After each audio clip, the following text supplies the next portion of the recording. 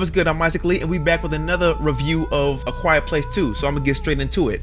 So if you know from the last one, they found out how to kill one of the monsters. The deaf girl, she used her little earpiece to the microphone to really disorient it. The mother had the shotgun, she takes it out. But of course, that loud noise, it brings attention to two others that they see in the camera, and it kind of starts off from there. So now you got this mother who is now a widow. So it's her and her 3 kids, one of which is a crying baby, which I'm still curious as to why they would bring a new child in the middle of this horrendous situation, but they did. So you got this widowed woman with her 3 kids, and they find out that there's somebody else miles away who, just another sign of life. So they go to this one person, and it happens to be like an old friend who they've known for years, who they haven't seen for, I want to say, over a year or so. So they go over there, and he's telling them, I ain't got enough food, I ain't got enough water, I can't help you. And they have this whole plan about, oh, well, if you're alive, then we should go out and find other people. And I'm watching this, and I'm thinking, ain't no we. I'm trying to make it as is. There ain't no we. I'm not going off on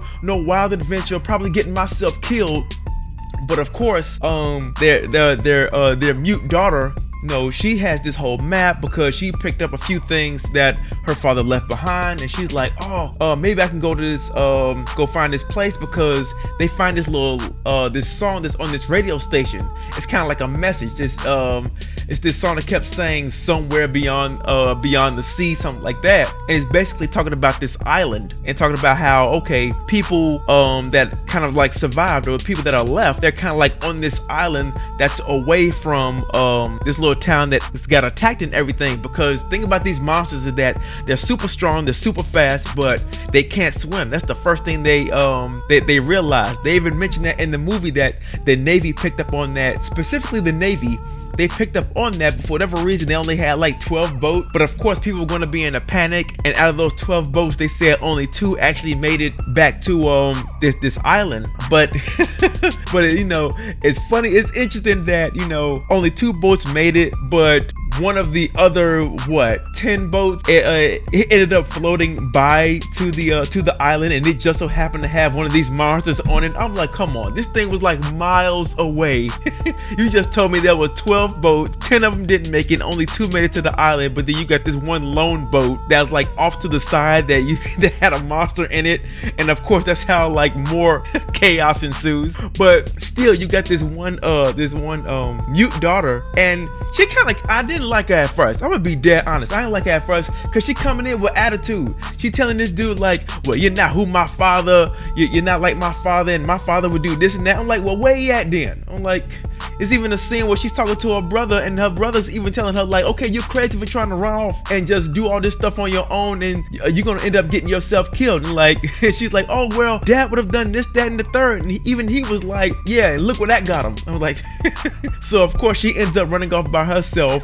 Then the mother, she's begging the guy, go find my daughter, because she's worth looking out for. And if my father was, not the father, but if my husband was here, he would tell you that she's worth gonna go out there to go find, and things like that. So, and even in that situation, I'm like, oh, so she's that important, yet not important for you to go get it, but important enough for you to go beg someone else to go get. I'm like, yeah, I can see the importance. Thanks.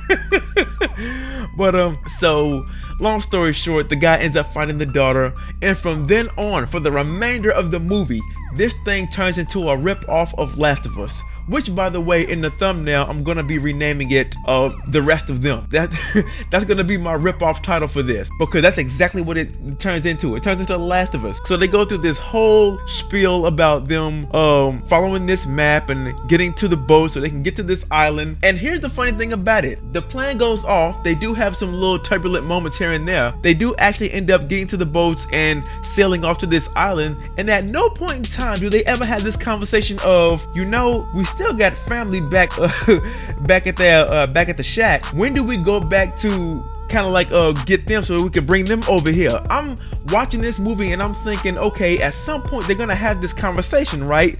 The conversation never comes up. I'm like, So you're just enjoying your time over here and just forgetting you got like what? Your mother's back home, your brother's back home, you got like a baby brother, he's back home. I'm like, you just forgot about all of them. But I was waiting for them to kind of get to that point, but they never did. I'm like, okay, whatever. Another thing, and I can't believe they pulled this out of nowhere. In the trailer, and I'm sure I'm gonna mess up his name, the black guy, Digimon. In the trailer, they make it seem like him and the white guy kind of like partnered up for the sake of survival, and that they just been like hiding out this whole time together. Nope. It's not until like an hour and 20 minutes when you actually see him. Hour and 20 minutes. When I saw him, I made sure to check my watch. I'm like, let's see what time he actually shows up. So he shows up, and then no lie, the man dies off 8 minutes later. 8 minutes later, the man dies off, and I'm like, really? Because in the trailer, it made it seem like we would see him for more time than that. But 8 minutes. But if you take out the time in between where he's not on camera, he's really in the movie for like 4 minutes. I was like, is this man that expensive? He only gets 4 minutes of screen time? There was definitely some tropes about, you know, where the monster goes loose and he's attacking all these different people, and you always got that one small kid that's standing there in the middle of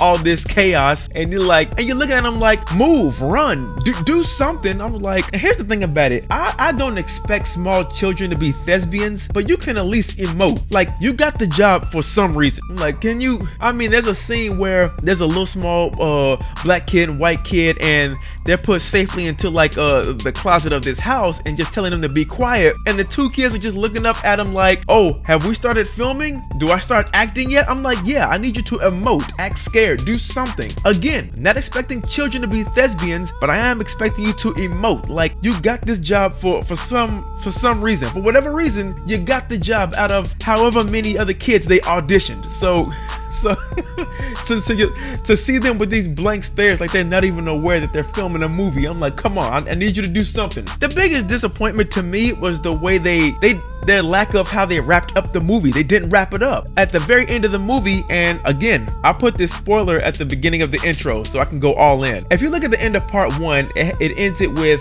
you know, the mother getting like basically the kill shot. So then in part 2, they kind of do the same thing where, you know, it's the brother and the mute girl that they're getting the kill shot. You get the girl getting the kill shot at the radio station, and then you get the boy getting the kill shot in this little underground shack that they're hiding out in. So they both get the little kill shot. You know, they go back to the girl using her earpiece and then putting it to a microphone, but of course the microphone is hooked up to everything else at the radio station. So now the boy, he can like hold up the radio too, that people conveniently have radios and things like that. But so of course, you know, that loud screeching is disorienting the monsters. They both got, you know, pick up whatever gun, and well, the boy has like a little pistol he finds, so he gets the kill shot.